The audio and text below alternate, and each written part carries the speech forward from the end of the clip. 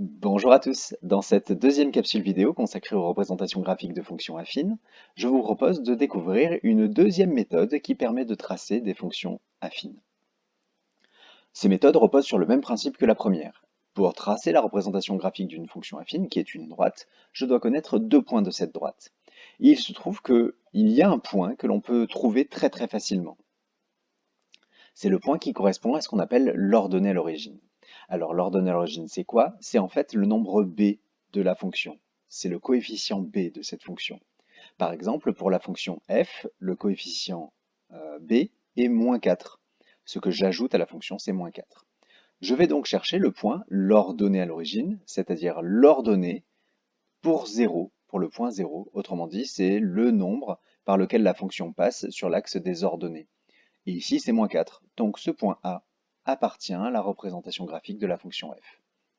Puis je vais utiliser un raisonnement similaire à ce que l'on avait fait pour les fonctions linéaires avec le coefficient A, qui s'appelle en fait le coefficient directeur. Ici, le coefficient A de cette fonction f, c'est 2. Ça veut dire quoi? Si vous vous souvenez ce qu'on a dit sur les fonctions linéaires, ça veut dire qu'à chaque fois que j'avance de 1, je dois ajouter 2 sur l'axe des ordonnées. Donc quand j'avance de 1, je vais monter de 2 et je vais trouver un deuxième point sur cette droite. Je pourrais m'arrêter là, mais je peux aussi continuer pour avoir un tracé plus précis. J'avance à partir de B de 1, je monte de 2, j'arrive à C, etc., etc. Et je peux tracer comme ça autant de petits points que je veux. Je vais par exemple positionner celui-là. Je suis donc monté une fois, deux fois, trois fois, de 2. D'accord? Donc ça représente en tout un premier déplacement, un deuxième déplacement et un troisième déplacement. Bon voilà, maintenant que j'ai deux points de la représentation graphique, je peux tracer la droite qui passe par ces deux points. Vous voyez que le point C est bien sur la représentation. Et j'ai ma représentation F.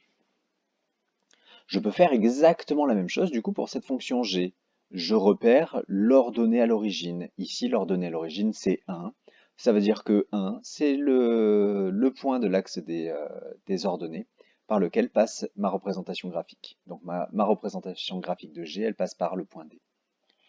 Puis, je fais exactement le même raisonnement. Je cherche le coefficient directeur de cette droite, et ici, c'est moins 0,5. Ce qui veut dire qu'à chaque fois que j'avance de 1 sur l'axe des abscisses, je dois descendre moins 0,5, je soustrais 0,5 à l'axe des ordonnées.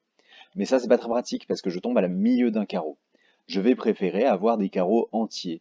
Pour cela, plutôt que d'avancer de 1, je peux décider d'avancer de 2. Or, si à chaque fois que j'avance de 1, je dois descendre de 0,5, quand j'avance de 2, je dois descendre de 1. Ce nouveau point est aussi sur la représentation graphique de la fonction.